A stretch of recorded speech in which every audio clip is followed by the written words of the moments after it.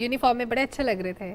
I really like this. Great, चलें जी वापस आ जाएं और अपने अगले मौजू की अपने आखिरी मौजू की तरफ बढ़ते हैं, विच इज़ वाटर हार्वेस्टिंग। उस दिन हम बात करना चाहते हैं but due to some technical issue हम बात ना कर पाए, तो आज ज़रा हम उस पर डिटेल से बात करेंगे। रेन वाटर हार्वेस्टिंग क्या है, कहाँ पर हो रही है, पाकिस्तान में कितना स्कोप है, क्यों हम नहीं कर पा रहे, सब पर करेंगे बात। वाटर एक्सपर्ट ज़हीर करदेरी साहब ने हमें ज्वाइन किया। अस्सलाम वालेकुम जी, कैसे हैं आप? वालेकुम अस्सलाम, अल्हम्दुलिल्लाह। सर यूँ तो पहले भी बात हुई लेकिन चलें फिर से शुरू करते हैं। रेन वाटर हार्वेस्टिंग क्या है? रेन वाटर हार्वेस्टिंग जिसे वो बड़ा कॉमन सा लफ्ज़ है। आप जैसे फसल काटते हैं, ठीक है, और हार्वेस्ट करते हैं फसल, चूँकि फसल आज हो रही है तो हम अगले महीने के लिए, सालों के लिए हम उसको जमा करते हैं बेसिकली। तो सेम ये है कि बारिश आज हो रही है तो हमने उसको कलेक्ट करना है, उस पानी को कलेक्ट करना है कल के इस्तेमाल के लिए, ठीक है, अगले महीने के लिए, अगले 6 महीने के लिए, 2 महीने के लिए, 4 महीने के लिए। तो बेसिकली ये कॉन्सेप्ट रेन वाटर हार्वेस्टिंग यही है कि हमें आज बारिश हो रही है, हमें कल ज़रूरत पड़ेगी तो उस पानी को महफूज करना। अब ये जानना चाहेंगे सलमा के उसके लिए सर हमें बड़े वाटर रिजर्वायर्स भी चाहिए होते हैं, लेकिन उस पर ज़्यादा पैसे चाहिए, वो लॉन्ग टर्म प्लान्स होते हैं। छोटे वाटर रिसोर्सेज की तरफ, छोटे वाटर रिजर्वायर्स की तरफ हम कैसे जा सकते हैं और कितना छोटा? देखिए, रेन वाटर हार्वेस्टिंग के बेसिकली 3 आप कहें कि तरीके हैं। एक ये है कि आप अपनी छत से अपने घर के लिए इस्तेमाल के लिए पानी कलेक्ट करें। ठीक।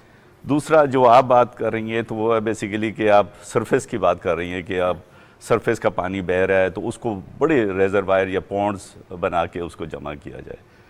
और तीसरी एक जो जिसकी ज़रूरत है अभी, और वो थोड़ी सी टेक्निकल सी चीज़ भी है, कि ग्राउंड वाटर रिचार्जिंग। कि बारिश हो रही है और हमारे पास से बारिश बह के चली जा रही है लेकिन हमारे ग्राउंड को रिचार्ज नहीं हो रहा है। जो कि इससे पहले अगर आप देखें, आप इस्लामाबाद की मिसाल ले लें तो इस्लामाबाद जब इतनी बड़ी पेवमेंट नहीं थी, इतनी बड़ी बिल्डिंग्स नहीं थी, इतनी बड़ी रोड्स नहीं थी, तो वो पानी रिचार्ज होता था। और अब आप देख रही होंगी कि सुन भी रही होंगी कि ग्राउंड वाटर जो है ना वो 30-40 फुट, 100-200 फुट नीचे चला गया हुआ है। उसकी मेन रीज़न ये है कि जो हम एक्सट्रैक्ट तो किए जा रहे हैं लेकिन उसके अंदर रिचार्ज नहीं हो रहा। रिचार्ज क्यों नहीं हो रहा? बारिश तो हो रही है। बारिश हो रही है लेकिन आपने और हमने बिल्डिंगें बना दी, हमने पेव कर दिया, हमने जंगल काट दिए, तो सरफेस खत्म कर दी। सरफेस उसके लिए रिचार्जिंग का आपने ऑप्शन ही खत्म कर दिया। सर एक और चीज़ जो हम देखते थे कि जैसे घरों में बोरिंग होती है, पानी खत्म हो जाता है कुछ अरसे के बाद, लेकिन जब जलजला आता है तो उसके बाद उसी जगह पे जहाँ पे पानी का लेवल कम हो गया था दोबारा से पानी आना शुरू हो जाता है। क्या वाटर बैलेंस चेंज होता है अंडर द सरफेस?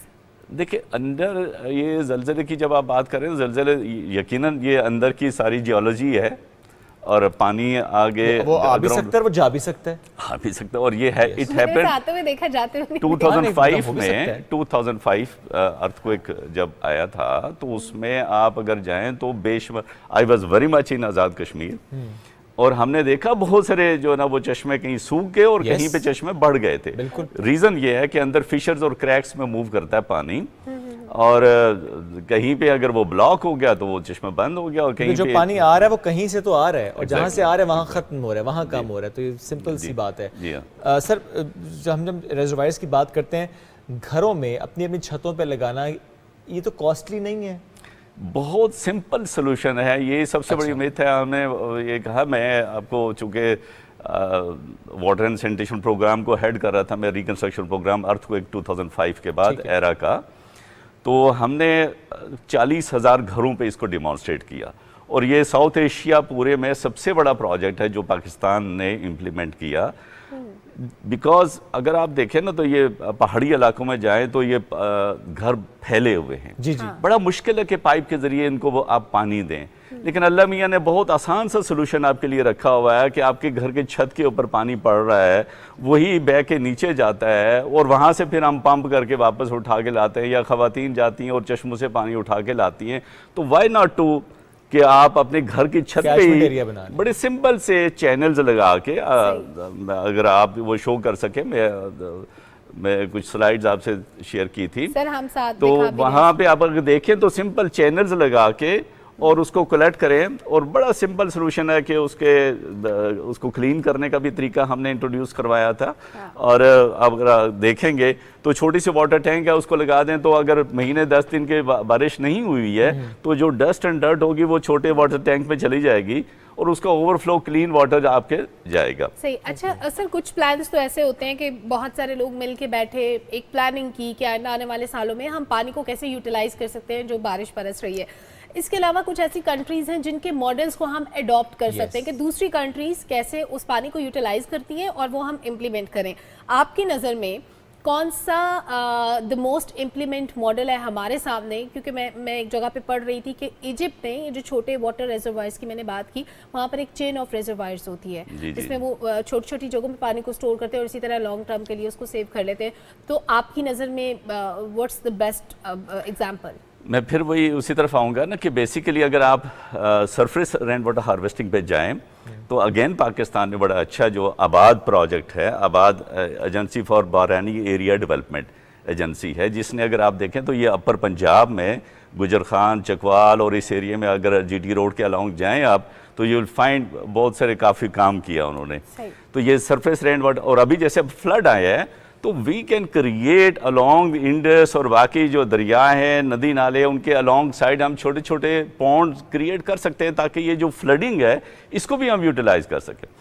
तो अगेन जो roof top rain water harvesting है तो यू विल फाइंड के Pakistan is the first country जिसमें सबसे बड़ा हमने पायलट ये प्रोजेक्ट किया था, जिसमें 40,000 घरों से ज़्यादा के ऊपर ये डिमॉन्स्ट्रेट किया गया। और हमने अभी मरी की अथॉरिटीज़ के साथ बात हो रही है, पहले भी हमने ये पूरा देखा था, तो मरी की पूरी मैंने रिसर्च की इसके ऊपर। तो मरी इज़ द आइडियल प्लेस जहाँ पे आप सारे का सारा पानी रेन वाटर के थ्रू रूफ टॉप से ले सकते हैं। आपको सिर्फ साल भर में अक्टूबर या नवंबर में सिर्फ पाइप वाटर चाहिए, इतनी हैवी रेनफॉल होती है। और अनफॉर्चुनेट पार्ट है कि अभी तक हम इसको उस तरीके से हार्नेस कर नहीं सके। लेकिन अगेन मैं ये कहूँगा कि जो हमारा पायलट प्रोजेक्ट था वो एक तरह का मॉडल है, बाकी कि आप आराम से बड़े शहरों में रेप्लिकेट कर सकते हैं। अभी मैं ये South Asia rain water harvesting network है एक, और I am representing Pakistan for that. तो it's again it gives me pleasure कि Pakistan is at the lead side कि जी जो हमने काम किया, तो इसको अभी इसको एक्सपेंड करने की जरूरत है। सर एक और प्लान जो मेरी नज़र से गुजरा, दैट वाज अबाउट ग्लेशियर्स के हम अब बहुत सारी कंट्रीज ऐसी हैं जहाँ ग्लेशियर्स नहीं है, हम उस पानी को बॉटल्स में स्टोर करके अगर एक्सपोर्ट करें तो हम अच्छे पैसे भी कमा सकते हैं। आप बहुत ऐसी बात कर रही हैं कि जो शायद मेरा ख्याल है ग्लेशियर की तरफ तो जाने की जरूरत नहीं है, आपके तो चश्मे हैं, it's a costly thing. Glaciers को बचा के रखें। अलबत्ता जो हम ये क्लाइमेट चेंज की हम बात कर रहे हैं, ये टेम्परेचर की बात कर रहे हैं, तो हम अपनी एक्टिविटीज़ को ये कंट्रोल करें कि हमारी जो इमिशंस हैं उनको कंट्रोल करें। जो इस वक्त आपका फ्लैश फ्लड है जिससे हम गुजर रहे हैं इस वक्त, तो this is outcome of climate change. और climate change is basically man made है, उसमें ज़्यादा सर बिल्कुल। अच्छा, मेरे लिए कंसर्न की बात सर इसलिए क्योंकि यही पीटीवी के प्लेटफॉर्म से डॉक्टर साहब थे एक वाटर एक्सपर्ट, तो उन्होंने ये आइडिया पुट अप किया। उन्होंने कहा कि हम इससे बहुत ज़्यादा पैसे कमा सकते हैं। हमारे पास ग्लेशियर्स की सूरत में इतना पानी मौजूद है, बहुत सारी कंट्रीज के पास ये वाला पानी नहीं है। रिजर्वायर ऑल टाइम आपके अगर पास हम है। उसको यूटिलाइज करेंगे तो हम वेस्ट कर देंगे। अभी हमें जमीन पे रहना चाहिए, ऊपर नहीं जाना चाहिए। जी बिल्कुल। ग्लेशियर्स को ज़रा तबाह ना करें, उनको ना छेड़। वैसे हम इतना छेड़ रहे तो ऐसे तो नहीं छेड़े, ज़्यादा छेड़ जाएंगे। अच्छा सर, अभी जो हम रेन वाटर हार्वेस्टिंग करते हैं, जो आपने खुद का पायलट प्रोजेक्ट भी आपने किया और मरी को आप आइडियल प्लेस भी कहते हैं, बट जहाँ जहाँ ये हो भी गया पायलट प्रोजेक्ट, जिसने किया और जो खुद से भी कर पाता है या करता है, इस पानी को ज़ख़ीरा करने के बाद किस किस पर्पस के लिए यूज़ किया जाता है? ये बड़ा अहम सवाल है हमारा, इसलिए कि हम फ़ौरन हमारा जहन जाता है कि ये पीने के काबिल नहीं है, इसलिए कि हमें बारिश जो है ना वो ज़मीन पे बहता हुआ पानी नज़र आता है और वो गंदा नज़र आता है। ऐसे ही है। तो वी कैन नॉट विजुअलाइज, हम उसको विजुअलाइज नहीं कर रहे कि वो तो ऊपर से आ रहा है। बिल्कुल। और ये है बेसिकली डिस्टिल्ड वाटर है, एवेपोरेट होके ऊपर गया, और ऊपर जब बारिश होती है तो 5 से 7 मिनट के अंदर जो हवा में आलूदगी है वो बैठ जाती है। ठीक है। उसके बाद this is the purest form of water. This is the purest form of water. It can be use for drinking, पानी पीने के लिए आइडियल है, लेकिन पीने के लिए हमें कितना ही चाहिए पूरे दिन? हमारी जो ज़रूरत पड़ी है, हमारा जो चैलेंज है म्यूनिसिपल अथॉरिटीज़ को भी या गवर्नमेंट को भी या स्टेट इदारों को, जो चैलेंज है कि वो आम आदमी को other than drinking domestic use का। अब आज हमने देखे ना बड़े साफ़ सुथरे कपड़े पहने हुए हैं, हमारे घर में कोई मेहमान चला जाए तो 40 हमने जो है ना वो बर्तन ख़राब कर देते हैं। And you require water. आप बड़ा घर बनाते हैं तो वॉशरूम्स आप इंक्रीज़ कर देते हैं, आप क्लींजिंग उसकी ज़्यादा चाहिए, कार वॉश के लिए पानी चाहिए, गार्डनिंग के लिए पानी चाहिए, तो this can be utilize for that. आपकी जो ज़रूरत बढ़ी है with the passage of time, basically हमारा जो लिविंग स्टैंडर्ड इम्प्रूव किया है, तो आपको ड्रिंकिंग की ज़रूरत नहीं बढ़ी, आपकी पीने की ज़रूरत आदम अलैहिस्सलाम से लेके इस वक्त तक मैं अक्सर यही कहता हूँ कि उससे कम तो हुई है, उससे बड़ी नहीं है। कम इसलिए हुई है कि अब तो मोस्टली हम जो ना अच्छे इन्वायरमेंट में बैठ के काम करते हैं। शायद पहले ज़माने में जो ना मजदूरी करनी पड़ती थी, बाहर जाते थे, प्यास ज़्यादा लगती थी। अब आज आपको उतनी प्यास नहीं लगती, उतनी पीने की ज़रूरत उतनी नहीं है जितनी अदर देन ड्रिंकिंग है। तो उसके लिए आपको चाहिए clean water, and this is clean. आपको सेफ वाटर नहीं चाहिए, पीने के लिए आपको सेफ वाटर चाहिए, बाकी इन ज़रूरियात के लिए आपको चाहिए clean water, and this is ideal कि नेचुरल रिसोर्स है आपके ऊपर, जो ना वो बारिश हो रही है। बट फॉर एग्जांपल इस्लामाबाद में जिस तरीके से बारिशें होती हैं, आपने तो खैर मरी का कहा कि आइडियल, बट हम इस्लामाबाद के तनाजुर में इसको समझते हैं। 5 मरले या 7 मरले घर है, ऊपर पूरी छत है, उन्होंने वहाँ पे पूरा रेन वाटर हार्वेस्टिंग का निज़ाम सोच लिया, कितना पानी इकट्ठा कर पाएंगे? अपनी ज़रूरत मुकम्मल हो जाएगी? जी, ज़रूरत देखें, इसको हम कहते हैं सप्लीमेंट्री सोल्यूशन। ठीक है, इसको हम नहीं कहते कि this is a complete solution. ठीक है। आप CDA का ज़रा इमेजिन करिए कि इस वक्त हम CDA जो है वो ट्रीटेड वाटर दे रहा है आपको सारा, जिसके ऊपर मिलियंस खर्च होते हैं, वही हम वॉशरूम में यूज़ कर रहे हैं, वही हम किचन गार्डनिंग के लिए यूज़ कर रहे हैं, वही हम कार वॉश के लिए, जो ट्रीटेड वाटर जिसके ऊपर बहुत बड़ी कॉस्ट लग चुकी है।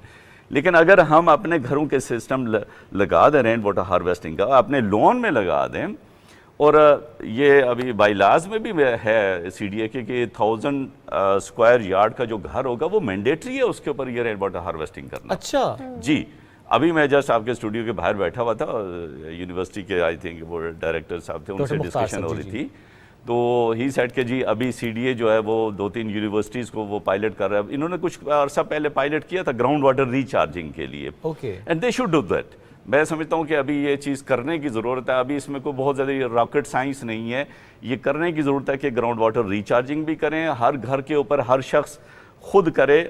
आप इसमें कोई रॉकेट साइंस अगेन नहीं है, जो आपने अगर वो सिस्टम देखें लगे हुए, तो मेरी रिसर्च थी यहाँ नस्ट में ही, इसके ऊपर तो सिंपल जो आपके डाउन स्पॉट लगे होते हैं घरों के ऊपर, आपने पाइप तो लगाए होते हैं और वो आपने वेस्टेज के लिए लगाया होता है। यस, ऐसे ही होता है कि ड्रेन आउट कर रहे हैं। बिल्कुल ऐसे आप उसको ड्रेन आउट क्यों कर रहे हैं, उसको स्टोर करें।